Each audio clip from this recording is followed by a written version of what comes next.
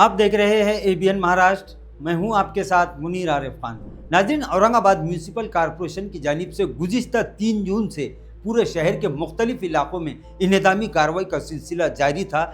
ये अलग बात है कि रास्तों पर और सरकारी ज़मीनों पर जो नाजायज़ कब्जाजात किए गए थे उन्हें हटाने की मुहिम म्यूनिसिपल कॉरपोरेशन इंतज़ामिया की जानिब से शुरू की गई थी और इस कार्रवाई का औरंगाबाद शहर के किसी भी शहरी की जानिब से कोई इख्तिलाफ और कोई विरोध नहीं है, क्योंकि हर कोई यही कहता है कि औरंगाबाद शहर की तरक्की के लिए, डेवलपमेंट के लिए रास्तों पर मौजूद नाजायज़ कब्जाजात को हटाना ज़रूरी है। इसका सभी ने समर्थन किया है, तायीद की है। लेकिन अतिक्रमण के नाम पर जिस तरह से म्यूनिसिपल कॉरपोरेशन इंतजामिया ने मालिकाना हुकूक की ज़मीनों पर भी बुलडोज़र चलाया, उसके बाद नाज़रीन पूरे शहर की आवाम में एक तरह का गुस्सा साफ तौर पर दिखाई दे रहा है। लोग बस यही सवाल कर रहे हैं कि कानूनी कवायद के मुताबिक कार्रवाई ना करते हुए, पूरी क़वानीन की खिलाफ वर्जियाँ करते हुए औरंगाबाद शहर के मुख्तलिफ इलाकों में मालिकाना हुकूक की ज़मीनों पर बेजा बुलडोज़र चलाया गया। इस तरह की शिकायतें सिर्फ एक दो नहीं नाज़रीन, बल्कि सैकड़ों शहरियान की जानिब से लगातार की जा रही है।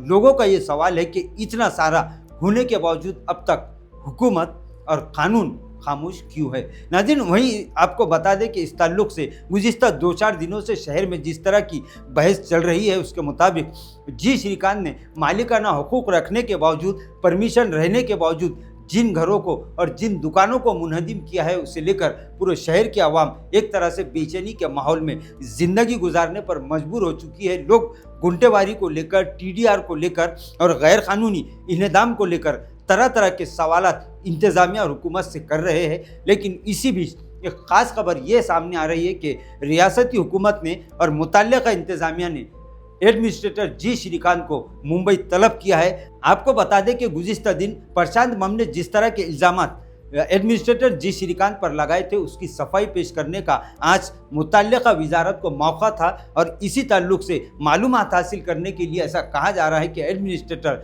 जी श्रीकांत को फौरी तौर पर मुंबई तलब किया गया है। और शहर में इस तरह की अफवाहें भी चल रही है कि अब जी श्रीकांत का तबादला होने वाला है, लेकिन इसमें कितनी सच्चाई है ये तो आने वाले चंद घंटों में पता चल जाएगा। लेकिन इतनी बात तो तय है कि मुतल्लिका इंतज़ामिया और रियासती हुकूमत ने फौरी तौर पर मुदाखलत करते हुए एडमिनिस्ट्रेटर जी श्रीकांत को मुंबई तलब किया है। अब देखना ये है कि यहाँ फैसला क्या होता है। नाज़रीन, आज के लिए बस इतना ही।